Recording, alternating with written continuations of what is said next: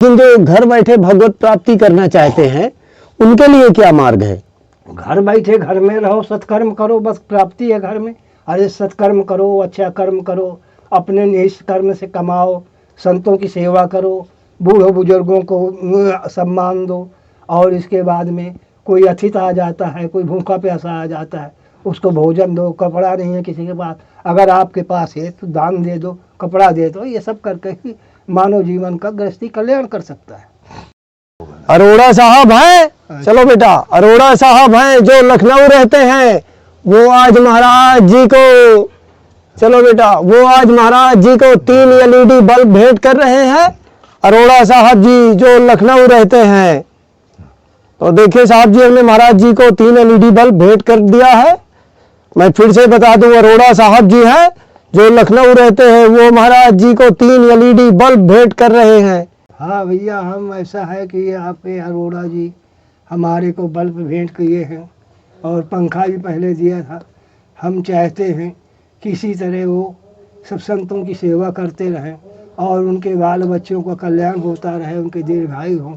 और ये है कम से कम इतना करें, कम से कम भगवान करे कि खूब उन्हों को धन दौलत दे, जिससे अच्छी तरह से साधु संतों की सेवा करें, हर चीज़ की व्यवस्था करें बेचारे संत लोगों की, तो उनका कल्याण होता रहेगा, उनका जनजीवन सुखी रहेगा। यही हम सदा चाहते। सीताराम।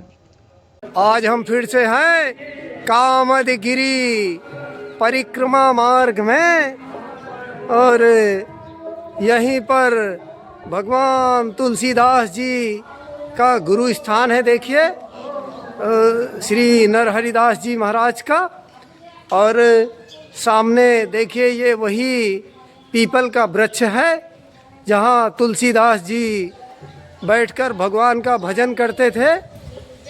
ये देखिए पीपल का वृक्ष सूख चुका है। ये कामदगिरी परिक्रमा मार्ग है। यहीं पर त्रेता युग में भगवान श्री राम वनवास के दौरान दरबार लगाते थे इसी पर्वत में, और इसी जगह यहीं पर हमारे बूढ़े महात्मा रहते हैं जो काफ़ी दिनों से बीमार चल रहे हैं। तो आज हम महाराज जी का हाल चाल लेने आए हैं और महाराज जी को एलईडी बल्ब भी भेंट करेंगे जो अरोड़ा साहब जी ने लखनऊ से भेजा है। तो देखिए ऐसा कुछ दृश्य है महाराज जी की कुटिया का, और यहीं पर हमारे बूढ़े महात्मा रहते हैं। ये कर्म से प्रारब्ध बनता है, प्रारब्ध से कर्म नहीं बनता, कर्म से प्रारब्ध बनता है, भाग बनता है। अब हम कर्म करेंगे तो हमको फल मिलेगा, उसका फल मिलेगा। लेकिन एक कथा आती है, एक गरीब आदमी था, उसने सोचा कहीं से पैसा कमाना है, कुछ कमा के लाएं करें, तो गया, खूब पैसा कमाया। पैसा कमा करके और काफ़ी दिन बाद वहाँ से चला, अपना पैसा सुरक्षित अपने पास रखे झोली में। अब रास्ते में उसको हो गई रात, तो एक बट वृक्ष के नीचे लेट गया। बोले यहीं पढ़ूँ, बड़ा जंगल है, यहीं आराम कर लूँगा, बट के डाल पे चढ़ के सवेरे चल लूँगा। जब वो उस पर चढ़ के बैठ गया और लेटने लगा, उतने में 2 स्त्रियां आती हैं और कहती हैं, क्यों री, तो इतना धन दे दिया इसको, इसके भाग में तो कुछ है नहीं है, इतना धन इसको दे दिया। एक कह रही है इसके भाग में तो है नहीं, तुमने दे दिया इसको। तो उसने बोली कि ये इसने कर्म किया है, इसने कर्म किया है, तो कर्म के उद्देश्य से इसको फल मिला है, इसको धन मिला है। अब इसके भाग में हो ना हो ये आप जाने, या रहे न रहे। तो भाग वाली बोली, बात तो आपने सही कहा, ठीक है। वो दोनों चली जाती हैं, इतने में उसको देखता सुबह झोली खाली पड़ी है नहीं। अब वो परेशान हो गया। फिर वो गया, फिर दोबारा कमा के लाया, कमा के फिर उसी वृक्ष के नीचे अचानक आके गया। फिर जब आया, बैठा, फिर वही।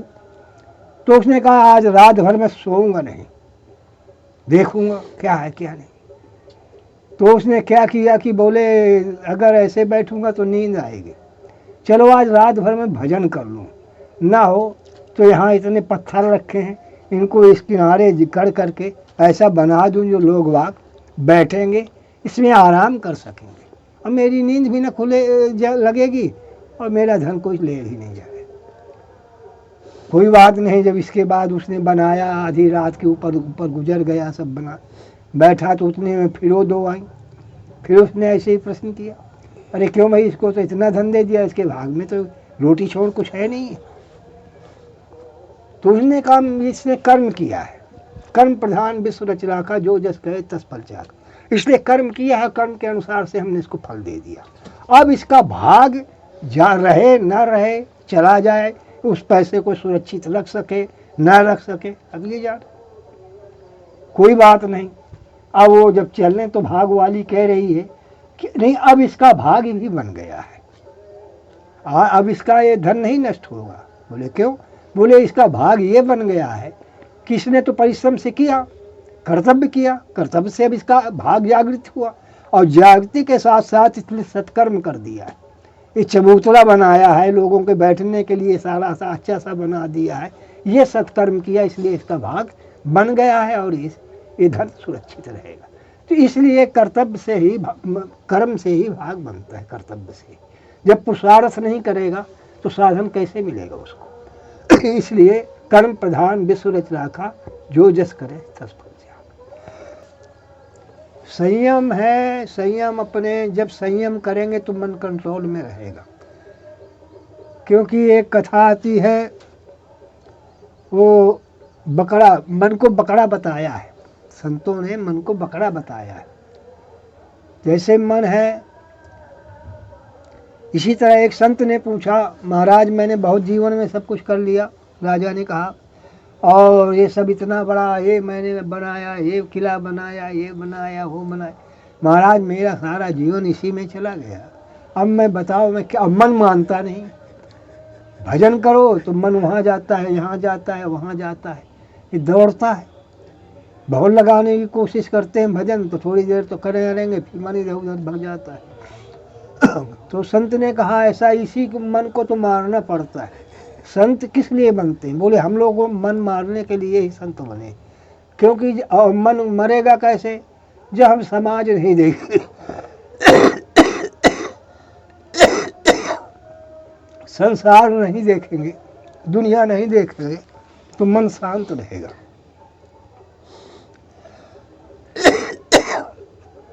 दुनिया संसार ये सब देखेंगे तो मन शांत नहीं रहेगा।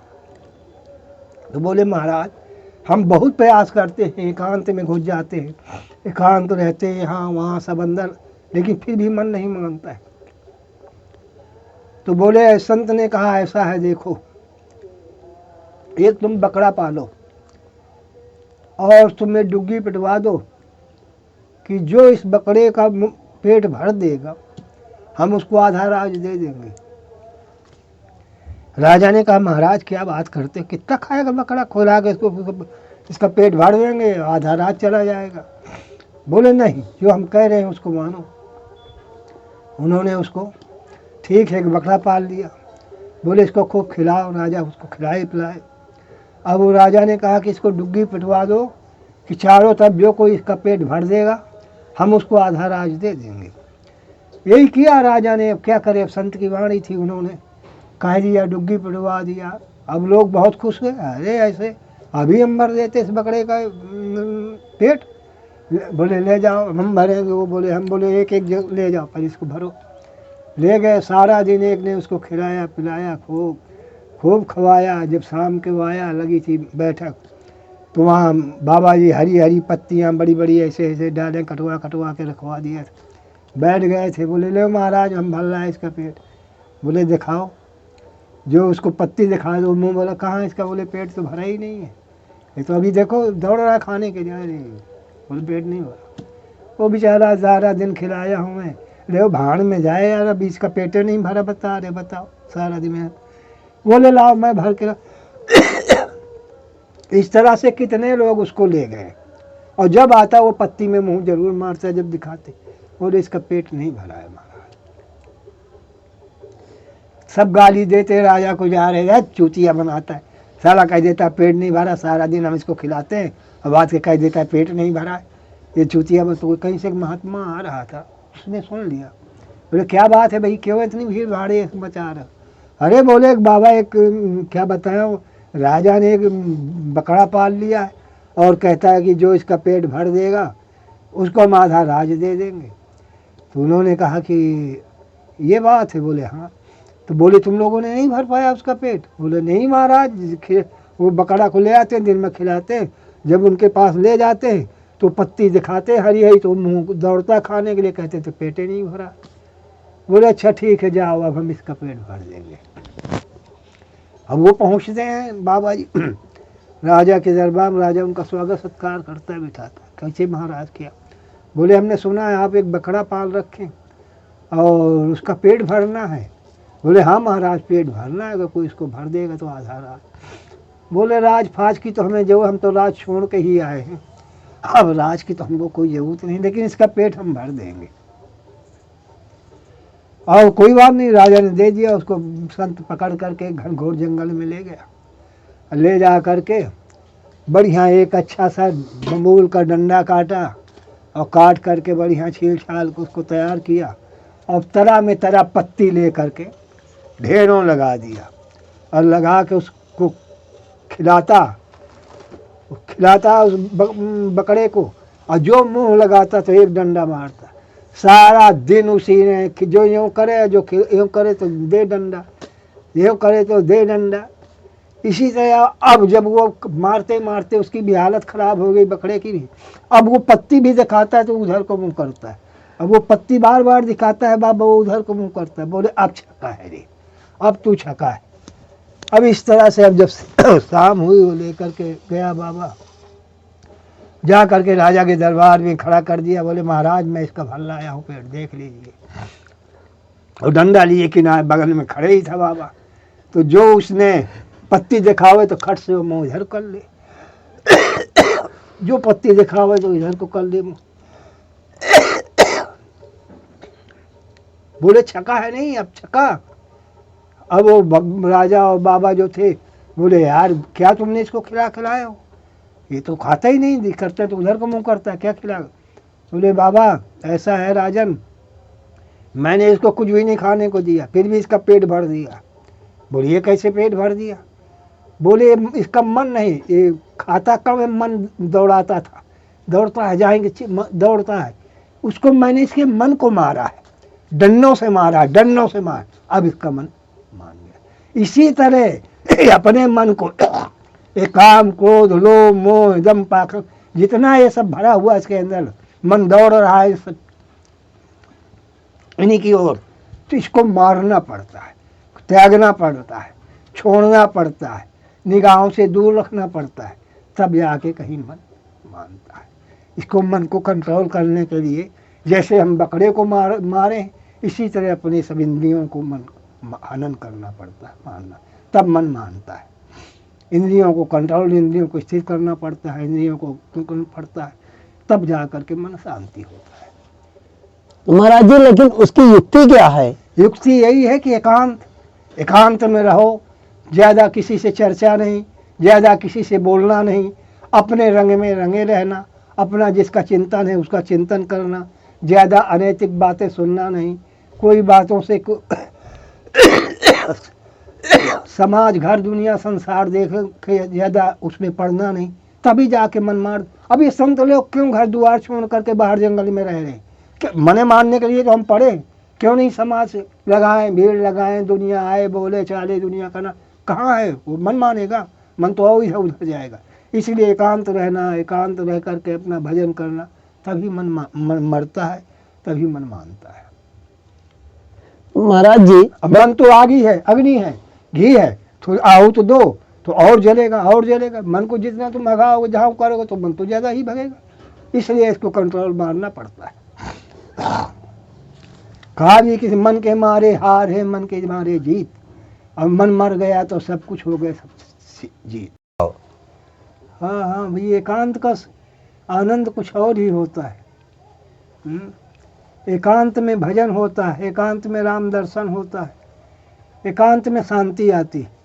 आज भी है, जहाँ 4-6 होंगे कहीं बकवास हो रहा है, कहीं कुछ हो रहा है, कहीं लड़ाई हो रहा है, कहीं झगड़ा, कोई कुछ मचा है, तो शांति कहाँ होने वाली है। एक निरंजन दुई सुखी, तीन में खटपट चार दुख। अगर एक है तो शांति है, अपना जैसा है तैसा शांति से भजन चल रहा है, लोक लीला से बचा हुआ है, आनंद ले रहा है, अपना राम राम जप रहा है। दो है तो ऐसा है, दो में ऐसा भी चल जाता है कि कम से कम अपना मन मिले हैं तो काम चलता रहता है। और जहाँ 2 से तीसर हो गया तहाँ खटपट शुरू हो जाती है, क्योंकि जब बर्तन भी है एक रहेगा तो ज़्यादा नहीं, 2 हो जाएंगे तो कम, या 3-4 हुए तो खड़खड़ खड़खड़ मचने लगता है। इसलिए ज़्यादा में शांति नहीं है। कोई चीज़ हो जब अति हो जाती है वो सब दुखद हो जाती है। इसलिए अति नहीं होना चाहिए, उतना होना चाहिए जिसमें शांति मिले और आनंद आए। इसीलिए संत लोग एकांत में, जंगल में, नदियों के किनारे, कहीं जहाँ ज़्यादा भीड़ भाड़ ना हो, जहाँ समाज ना आए, तहाँ रहते हैं। इसीलिए पहले के भी संत जंगलों में कंदराओं में रह करके, गुफाओं में भजन करते थे कि जिससे हमारा ज़्यादा किसी से संपर्क ना हो, ज़्यादा किसी से बोलचाल ना हो, ज़्यादा किसी से मतलब नहीं, ऐसे ही संत रहते थे। तो लिखा भी है शास्त्र में, विश्वामित्र महामुन ज्ञानी बसई विपिन शुभ आश्रम ज्ञानी। जंगलों में रह करके अपना भजन करते थे, शांति से जीवन में शांति से आनंद आता था। यही है संतों का रहना। इसीलिए हम लोग भी इसी जंगल में पड़े हैं, और जंगल में कामदगिरी के महाराज के किनारे साइड में सब जंगल बसा हुआ है। यहाँ पर हमको कम से कम 30 साल हो गए रहते हुए, और 30 साल में यहाँ पर अभी तक ऐसे ही शांति बनी हुई है। अब आगे भगवान जाने, अब तो विकास हो रहा है, कहीं कुछ हो रहा है, कहीं कुछ बनाया जा रहा है, ये सब चल रहा है। अब आगे देखो कामदगिरी महाराज की क्या इच्छा हो रही है, क्या नहीं हो रही है। अब जैसा चाहेंगे वैसा होगा। जी महाराज जी। महाराज जी, परम ब्रह्म कौन है? परम ब्रह्म एको ब्रह्म द्वितीया नास्यत। हमारे श्रुतियों में लिखा हुआ है कि एक ब्रह्म है, दूसरा सब नासवान है। तो वो कौन है? अखंड। अखंड परम ब्रह्म वो है जो ना मरता है, ना वो जन्मता है, ना वो एक रस रहता है। अखंड एक रस, केवल एक रस। मनुष्य एक रस नहीं हो पाता है, कहीं कुछ है थोड़ी देर में कहीं कुछ हो जाएगा, कहीं कुछ है कहीं कुछ हो जाएगा।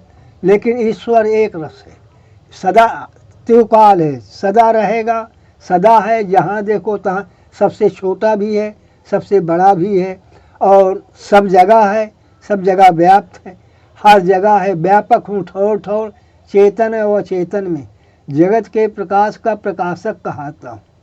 गाते हैं ज्ञानवान ध्यानियों के ध्यान में न आता हूँ, रचना अलौकिक नित्य करता, माया वृद्ध जीव को इशारे से नचाता।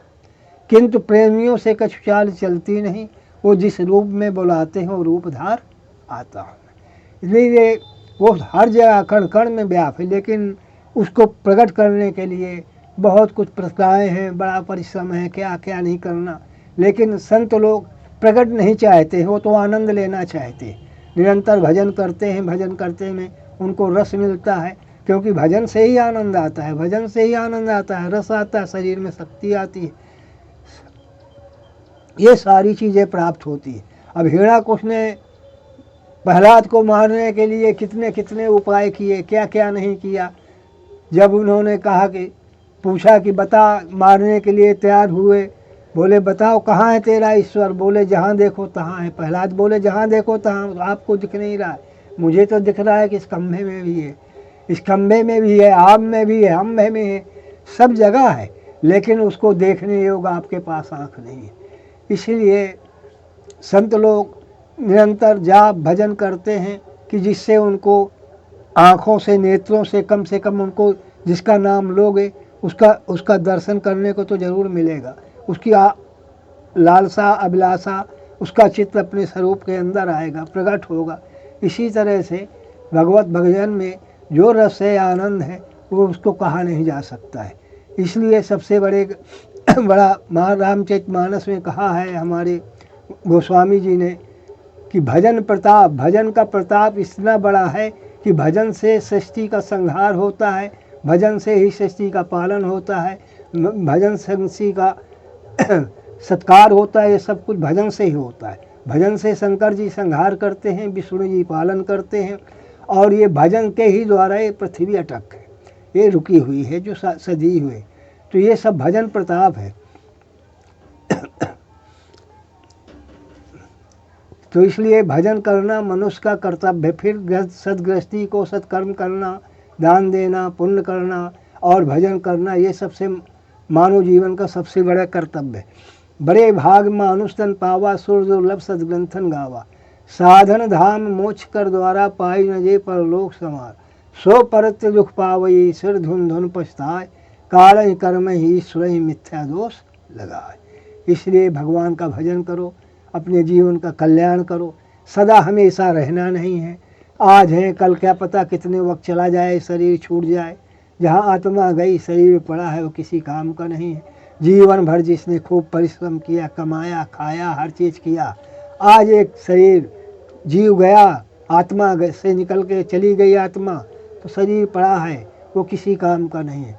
तो इसलिए आत्मा ही जीवन का सबसे बड़ा सार है, जो हमारे जीवन में हमारे अंदर बैठा है। हम उसका हमेशा चिंतन करें, उसका अपना भजन करें, जिससे हमारा जीवन का आगे मोक्ष कल्याण मिले। महाराज जी, लेकिन आज तो नामों की लड़ाई चल रही है। हाँ, नामों की सब नाम से ही है। अगर हम आपको चिन्हते हैं, आपको चिन्हते हैं, नाम नहीं जानते आपका, तो आपके हम गांव जाएंगे, पूछेंगे भाई हम वो कहाँ है, वो तो बोलेंगे नाम बताओ। अब नाम बताओ तो नाम नहीं आता, तो हम बोले भाई हम कैसे आपको बता देंगे जब आप नाम नहीं जानते। बोले हम चिन्हते हैं, तो बोले चिन्हते से काम नहीं चलता है, नाम से। जब नाम बता दिया वो लोग तुरंत बता दिया कि नहीं वो लोग वो है। तो इसलिए नाम का भी जरूरी है, नाम नहीं है तो बेकार है। इसीलिए राम भगवान को हम नहीं ढूंढ रहे हैं। जब हमारे पास नाम है, नाम का दिन रात जाप कर रहे हो, भगवान खुद हमको मिल जाएंगे, खुद आ जाएंगे, वो दर्शन देंगे। इसलिए नाम प्रभाव, वेद शास्त्रों में नाम का प्रभाव सबसे बड़ा बताया गया है। तो महाराज जी, आप कौन सा नाम जप करते हैं? हम भैया सीताराम कहिए, जाहि विधि राखे राम ताहि विधि रहिए।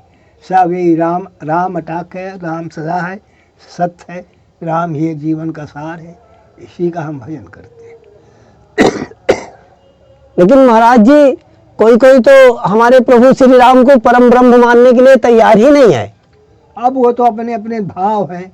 कोई कहता है राम नहीं है भगवान, तो भाई भगवान नहीं है तो जब शास्त्र पढ़ो देखो, भय प्रगट के पाला दीन, साफ लिखा है कि वो प्रगट हुए हैं।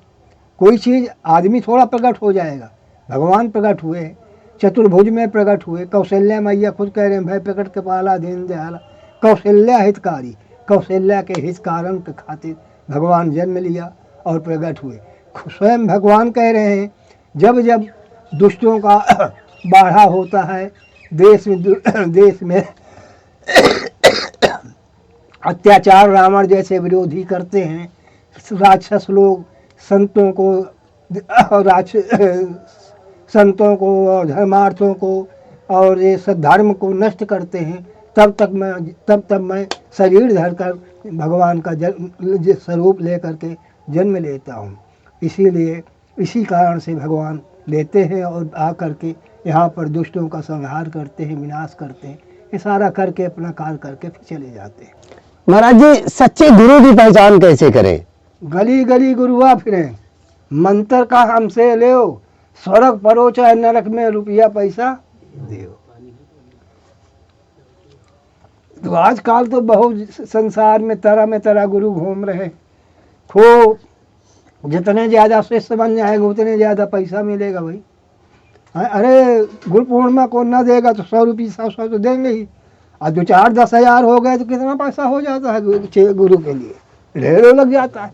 इसलिए कहते हैं गुरु, लेकिन हमारे शास्त्र में लिखा है लोभी गुरु लालची चेला, होए नरक माँ ठेली का ठेला। हरे शिष्य धन शोक न हरई, सो गुरु घोर नरक माँ पड़े। लोभी गुरु लालची चेला, होए नरक माँ ठेली। तो गुरु करिए जान के, पानी पिए छान। तो गुरु को देखना चाहिए, समझना चाहिए, कैसे सद्व्यवहार देखना चाहिए, गुरु कैसे रह रहे हैं, शास्त्र के द्वारा चल रहे हैं, शास्त्र संबद्ध से रह रहे हैं, ये सब जान करके गुरु करना चाहिए। जी जी। तो महाराज जी, अगर किसी गुरु गलत को हमने गुरु बना लिया तो उसका परिणाम क्या होता है? अब वही है, लोभी गुरु लालची चेला हो, नरक में ठेली का ठेला। इसका विस्तार से थोड़ा महाराज। विस्तार यही है कि लोभी गुरु है, लालची चेला है, वो गुरु बना लिया, वो चेला बना लिया। आप जीवन तो यापन हो रहा है, बाद में ऐसा समय आता है कि वो कर्म बस उनको दोनों को भोगना पड़ता है। गुरु का भी हित नहीं होगा, न चेला का भी हित होगा। इसलिए कहा है कि गुरु को ये जान के पानी पीजिए छान के। तो गुरु गुरु गुरु नाम है अंधकार से मिटा देना। गुरु जो होगा वो आपको ज्ञान सिखाएगा, दीक्षा देगा, तब आपसे धन की इच्छा नहीं रखेगा, आपको सतमार्ग बताएगा। सतमार्ग बता करके, आपका मार्गदर्शन करके, आपको सतमार्ग की ओर ले जा करके आपका कल्याण चाहेगा। वही गुरु है जो कि मतलब अपने शिष्य का कल्याण कर दे। जैसे हमारे शास्त्रों में तब हम आते, नारद जी हुए, गुरु बनाए माता अंबिका मैया, गौरी मैया। क्या उपदेश दिया? ठगी जाइए शंकर जी का आप भजन करो, भजन करोगे आपको अवश्य मिलेगा, मिलेंगे। वही भजन किया, बाद में कितना बड़ा माता जी ने उनको, उनकी माँ ने कितना, अरे तूने कैसे बौरे वर के लिए तूने ऐसा ऐसा किया, तूने भजन किया, ये किस काम का तेरा भजन रहा? लेकिन नहीं, बोले माँ ऐसा नहीं, जो मेरा मन था, मेरा मन की बात थी, वो मेरा भजन पूर्ण हो गया, और मेरा जो सही है इसमें आपका दोष नहीं है। दोष न तुम्हें है न हमें हो, तो मेरे भाग कर्म का दोष है। मेरा कर्म ऐसा रहा होगा जो मुझे ऐसे बौरे वर मिल गए। तो नारद जी की बात नहीं टाली गुरु जी, लेकिन उसने कहा नहीं, माता जी ने उनकी नारद जी को कई शब्द बके, लेकिन नहीं, उमा जी ने रोक दिया, कतई नहीं, माता जी गुरु जी को मत गलत कहिएगा, वो हमारे कर्म का भोग है। गुरु जी हमारे ऐसे नहीं, गुरु जी का जो हम जो कब कहे हैं किए हैं सब कल्याण होगा। और वही बाद में नारद जी आए, बताए कि ऐसा तैसे शंकर जी हैं, ये है इनका पूर्वजन्म का संस्कार था, इसलिए ऐसा। तो गुरु कभी किसी का हित नहीं चाहता, वो कल्याण चाहता।